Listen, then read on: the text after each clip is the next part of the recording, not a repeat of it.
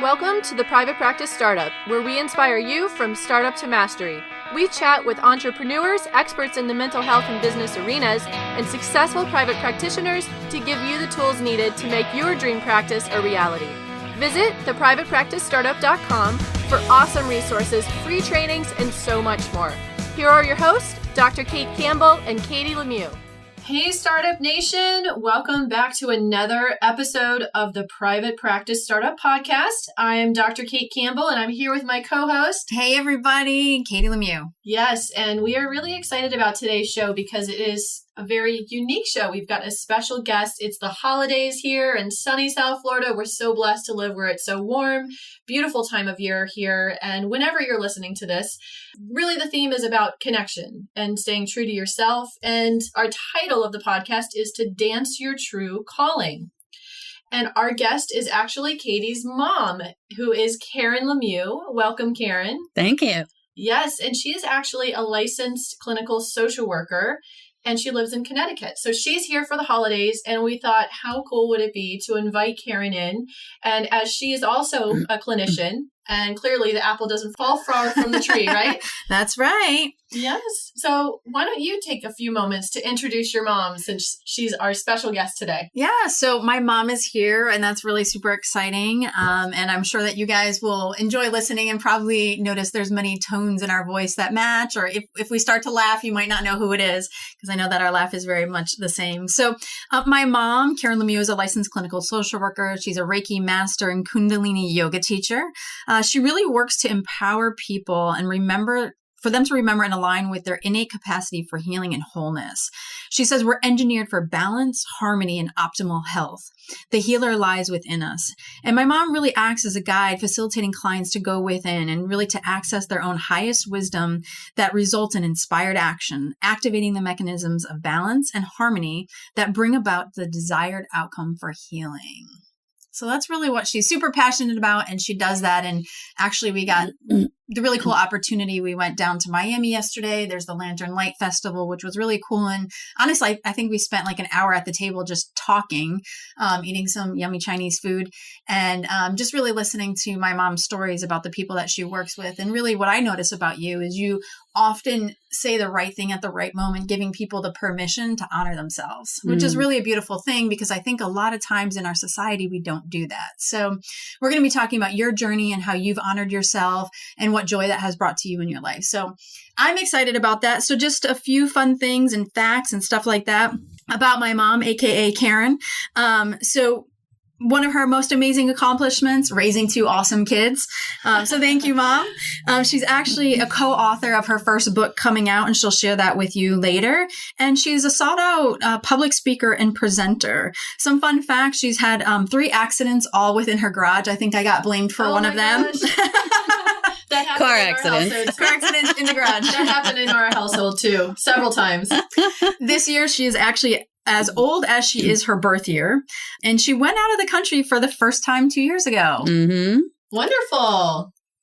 That's great. And because the theme of today's podcast is really about connection, we want to invite you all to connect with us in our awesome insider exclusive Facebook group, the Private Practice Startup. So we encourage you to request to be a part of the group, and there you'll be able to interact with our amazing show guest, share resources, ask questions, get tips, advice, all sorts of good stuff. So we really invite you guys to meet us there and join us. We're creating a movement in Startup Nation. And we are. We love supporting everybody and connecting with you all virtually. It's amazing what technology can allow you to do nowadays. We also have our resources page where we share all of the resources that we know, use, and love. So make sure you check that out at theprivatepracticestartup.com. Look for our resources page, and you'll see all of our goodies under that tab. So let's go ahead and get started with today's topic. Karen, what led you to where you are now? Share with us about your journey. Well, actually, that's interesting, because that's the chapter of the book that's coming out, is what is our journey that led us to do the kind of healing work that we do. And so my journey is about, like, I'm my own best client. So my journey and what it is that I do now is resulting from my own healing. You know, what I've learned that facilitates healing along my life's path. And so I don't ever facilitate for someone else or recommend to someone else or do work with someone else any kind of healing process or practice that I haven't directly experienced myself and know is effective and helpful. You know, that's so interesting to hear you say, because Katie talks about all the time about how much she values her own personal and professional development. And that, you know, we're always talking about you need to invest in yourself just as much, if not more, as what you invest in your business. So I can see where that comes from. And I'm smiling over here because I have this feeling like I just noticed that this is probably going to be like a very serendipitous thing for you. Like you're getting a different perspective of me through my mom, yes, right? I am. Super. It's all about connection. Yes. We're going to have my dad on a podcast in a couple of weeks here. So you'll get to be on the flip side there. Yeah, absolutely. And it'll be a joy. Yes. So what would you say is the best advice that you've ever received that relates to being an entrepreneur and being in business, Karen? One of the things that I remember in the beginning is understand that there will be lean times. So there will be boom times and lean times. So when those lean times come, and in some businesses, like in yoga, you know, like the summer months, it gets really slow. The winter months, it gets really slow. So just to know and anticipate that there will be some times when the revenue is not flowing in. There will be times that it does and there are times that it doesn't. And so just to prepare for those times and breathe and just allow them to happen because it's a natural part of business. And I think what's important too is really not making meaning out of that. Right. Right. Doesn't mean you failed. Doesn't mean, you know, no one likes you. It just means that this is the time, and really to reframe that for yourself and take joy in that time to either take care of you, catch up on some things that you needed to do. So those are really, it's the ebb and flow of business and really life as we even look at nature. You know, there's dormant times and then there's times for growth, the winter and the summer. So that's really important. Yes, I know when I was first in private practice, those times where it would, you know, the caseload would go down and I'd kind of have that freak out mode and I'd be like, oh my gosh, what's going on? I need to get my numbers, people up. I need to get marketing and do all of this stuff. And then I realized over the years that as I embrace that downtime, I'm able to work on so many other facets of the business. I'm able to have more downtime with my family. I'm able to really focus on my own personal and professional development. So I really welcome those downtimes. And if you look at your income from the entire year, it all kind of evens out because there's times where your business is booming and you're so busy, you're making more income during those times to kind of supplement the lower times. So if you welcome it and embrace it and don't fight it, it's much more easy to manage. For sure. So let's just kind of get started with you and your journey. I know that we were kind of talking about this and putting it together, and there's some type of beginning, there's some type of end in this discussion today, but not really. And so, you know, as we were driving down here, I think something that I thought about, the quote is that the path to success is not a straight line, right? And many times as therapists, you know, I was just the E-Myth, the book, The E-Myth has been coming up a lot lately. And I actually posted that in the Private Practice Startup Facebook group about it, is that many times as professionals, whatever we do, we want to get into business because we're good at what we do. It doesn't mean we're good at business. And then, you know, we have this stark realization of, oh my gosh, here I am. I've hung up my shingle. I'm on Psychology Today. I have a website. Where is everybody? It's because we really don't truly know about business. And really today's topic is about the journey of you, whoever you are. So whatever my mom is going to share, the story that she's going to share, it's going to touch us all in some way, because I know Kate and I talk a lot about really good stuff and solutions and strategy. But sometimes in the realm of our journey through private practice is we might go back to work, and that's okay. Or we might take a different direction, and that's okay. Or we might do work full-time and private practice part-time, and all of it is totally and beautifully okay. And so hopefully my mom's story will kind of inspire you along her own journey. And, you know, like I said in the beginning, I think a lot of her words, whether it's in presentation or just speaking or the stories she shares, is just, you know, many times I hear her talk, I'm like, yeah, that's cool. That's okay. Like there's nothing to do. There's nowhere to get. And it just is like, yeah, it's all good. So I'm going to turn it over to you. I know that we had some starting point. I don't remember where it was, but you're great at what you do. So share with us a little bit about your journey. So I guess the starting point is it was probably 2 to 3 years ago when I was working per diem in hospice, but I was working like 50 hours a week. And then I had a private practice and I was doing about 20 hours a week. I'm a trauma specialist. So I was working under contract in Connecticut, our Department of Children and Family Services. And so I was doing about 20 hours a week there. So I was doing 70 hours a week. And then I was in a full-time educational program to become an entrepreneur in addition to that. And my sense about what I wanted to do then was to open a Reiki school that would be kind of in line with massage therapy or yoga teacher training kind of thing. And then I realized as I moved through that really wasn't what I wanted to do. And so I went through this whole training, presentation, all that kind of stuff, and let that go because it was not aligned with what it was that I really wanted. But as things happened, the universe heard my cry, which was I was burnt out and I didn't know it. And then all of a sudden, come that January of that year, the contract as a trauma specialist was terminated, across the state of Connecticut. So that stopped. The private practice there stopped. And then my position in hospice was eliminated. And so I went from 70 hours a week to nothing. Wow. Right? So one of the first things I tell you, and then I hooked up with the Entrepreneurial Center, the Women's Entrepreneurial Center, and they started coaching me about developing a business because I naively thought I happened into business by accident, with the private practice under contract with the state. Our clinic had closed. They wanted me to continue working with the kids, and I discovered the only way to do that was as a trauma specialist under private contract with the state. So that was some juicy money and, it's really good work. I love to do that. And I didn't have to do anything. I didn't have to do any business thing. I didn't have a web page. I didn't do marketing, just happened. And then this empty space showed up in my life. And I thought, like you said, Katie, well, I'll just go into business for myself. I'll just, put my name on Psychology Today and they'll all come flooding in and it'll be that. That'll be that. I think that's many people's story initially, right? Where do I post my thing? Psychology Today. Great. And I think I know I answered someone on Facebook on one of the groups, I have the website, I have Psychology Today. Where is everybody? And that's often kind of the two steps we all do. And then nothing happens or very little happens. And I have that conversation over and over again with so many therapists. It's the field of dreams mentality. I'm just going to coin it as that term because it happens for so many people. It happened for me.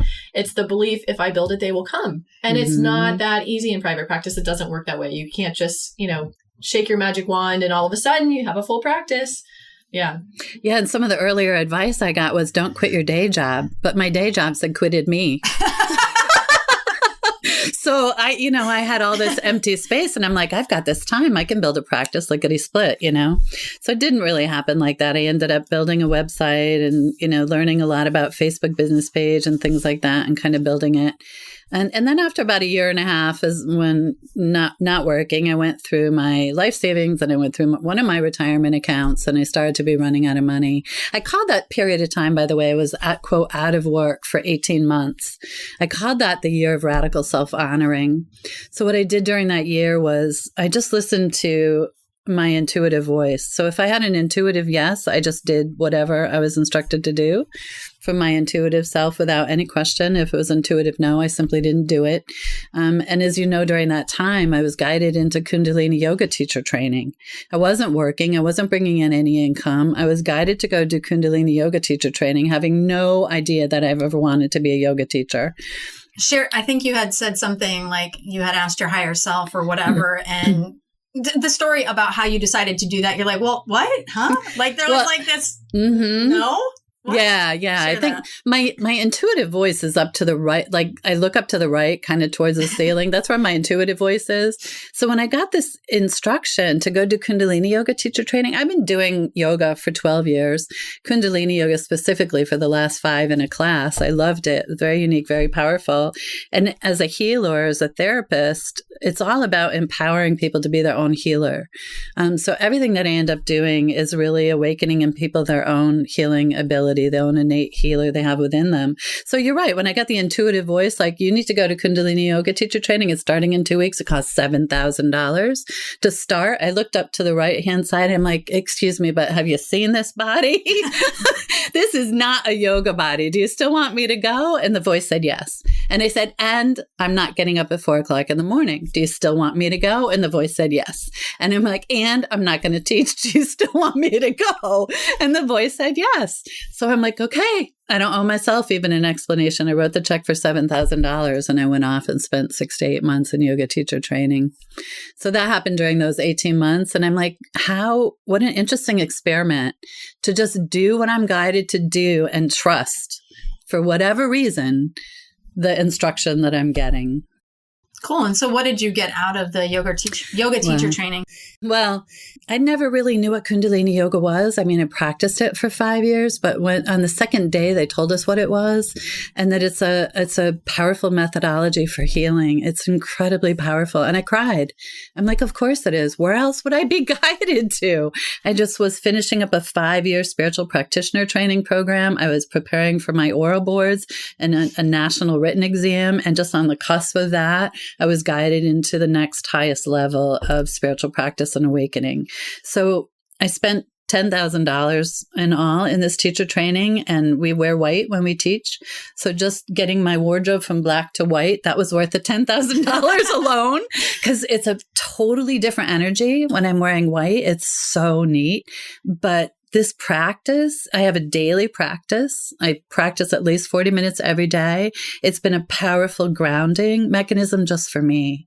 So all these things that I desire to accomplish in private practice or in having a broader reach in the world, I can't effectively do that unless I can be securely rooted in my own being, in my own confidence, in my own sense of self and direction. So it feels like this was a guidance to prepare me for what it is that I intend. So this practice that I intended to have over the 18 months, I'd be making a lot of money and I'd be, right, all this stuff that would be happening, didn't happen that way. And I ended up going back to work during that period of time. And so how did you get called to where to go to next? I don't know. I think that's part of the mystery. I also am a hospice practitioner. I've been in hospice 8-9 years now. I call myself the taboo worker because all my favorite things to do are the things we don't talk about in polite society: child sexual abuse, war trauma. I'm a trauma specialist, and death and dying. So I've had 8 years in hospice, and I was let go from hospice's position I'd been in for over 7 years. And when I interviewed other hospice agencies, I opted not to take those positions because I could not tolerate the culture. Mm-hmm. I knew that the culture was the most important thing for me, and it had to be nourishing and supportive and collaborative and that kind of thing. In Startup Nation, we talk often about the importance of company culture. And if you're in private practice and you haven't developed your own company culture, your vision, your mission, your company culture, those are all really important aspects to having a successful brand and a successful business. And if you're interested in learning more about that, we do have a webinar that focuses on that. It's called The 4 Secrets for Building Your Dream Practice. And we'll make sure to include that link in our show notes page.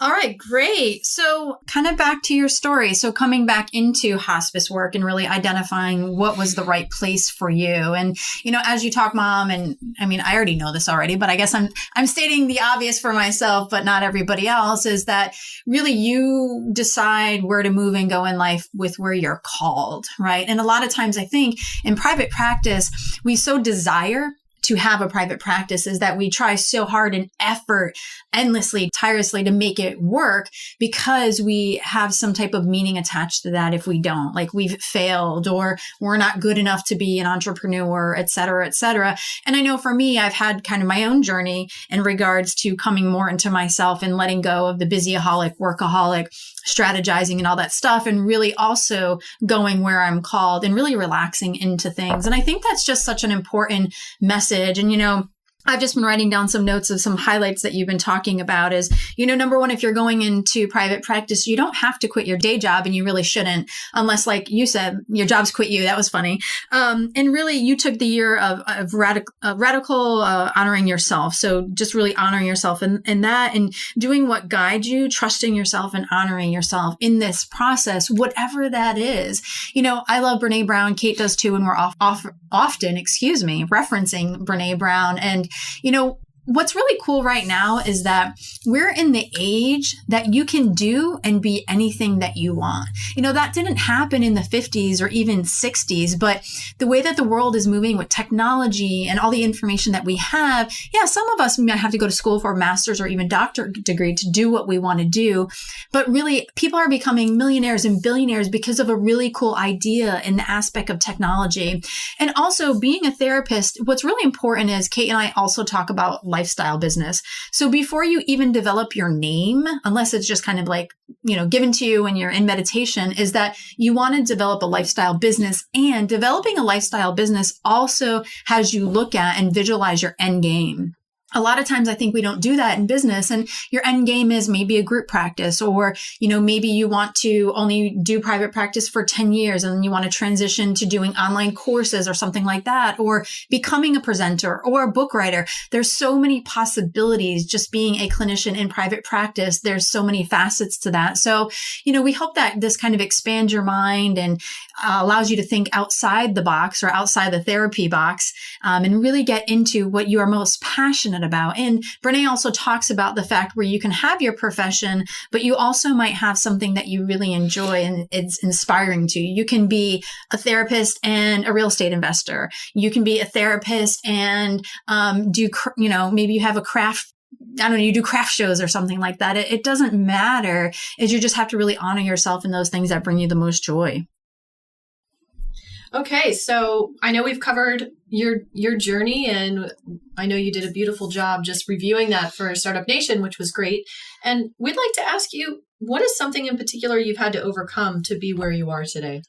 Well, I guess taking off on what Katie was talking about is like in that first 18 months, I really started out with like, this is going to be really easy. It's just going to happen.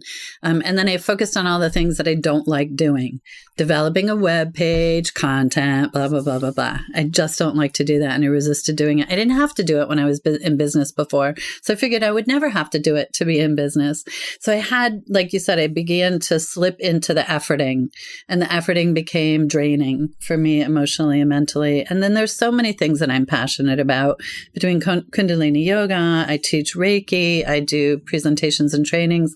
Last time I was here in September, I did a 2-day training for one of the agencies here on trauma and being a trauma-informed agency working with pregnant and parenting teens. And then I call holistic psychotherapy. So there's so many things that I wanted to do. I couldn't quite nail down specifically what it was I wanted to do and focus on. And focusing on all of those was not really effective. So I think the challenge was to finally come to the place where I just kind of let go of what I thought it was supposed to look like.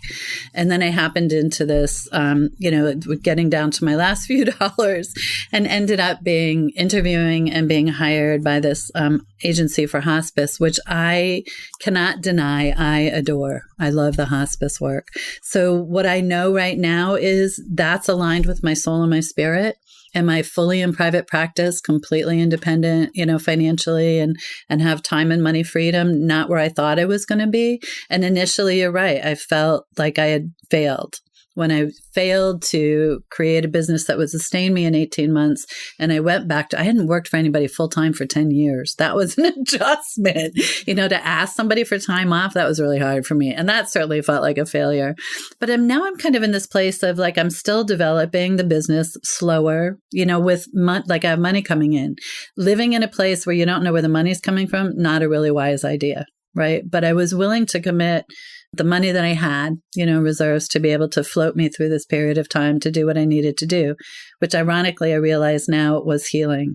I was needing to go through my own period of healing from the work that I'd done all these years. So it's really been about letting go of what I think my life is supposed to look like and how much money I think I'm supposed to make, and just allow my soul to connect with the deepest, most profound work that I'm doing. And right now that's hospice.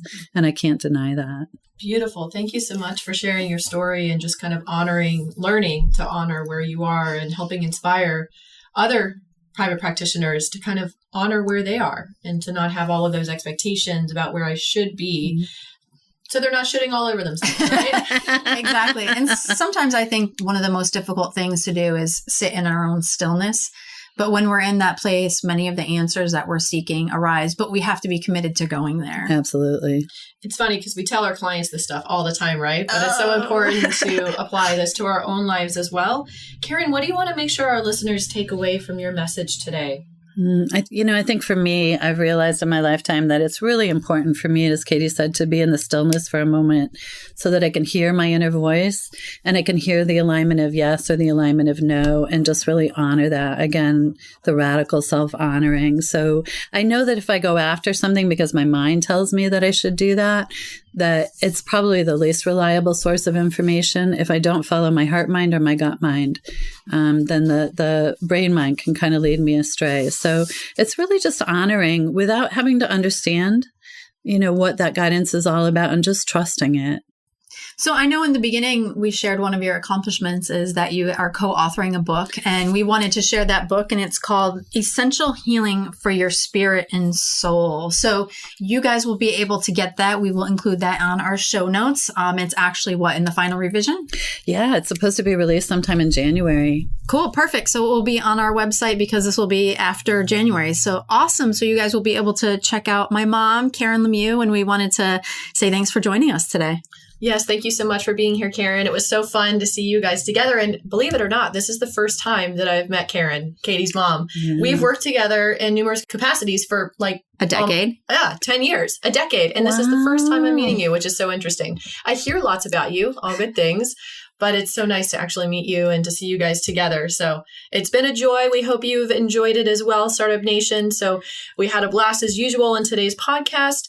Make sure you guys check out our show notes page for all the tips, books, links, resources from today's show. And we thank you for listening. And as always, we value your input. So please make sure to subscribe, rate, and review, and share our show with your friends and fellow colleagues. Let us know what topics you're interested in the future. And don't forget the bonuses we mentioned at the beginning of the podcast. It's totally cool for you guys to share this podcast with your friends and fellow colleagues. We hope you guys have an awesome, inspired day, and we look forward to continuing on your journey from startup to mastery. See you later, everybody.